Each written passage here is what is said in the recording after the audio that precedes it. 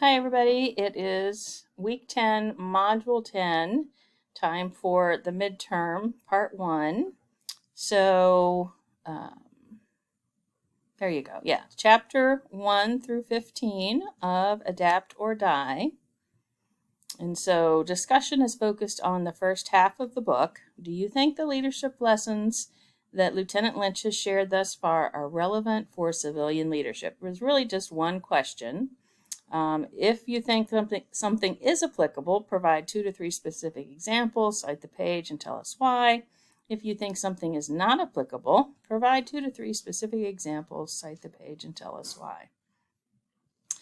You don't have to write a ton. Just be sure you enjoy the book or this half of the book.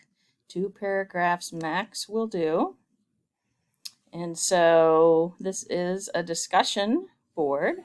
So you're posting and sharing to everybody else your 2 paragraphs of analysis of the book thus far.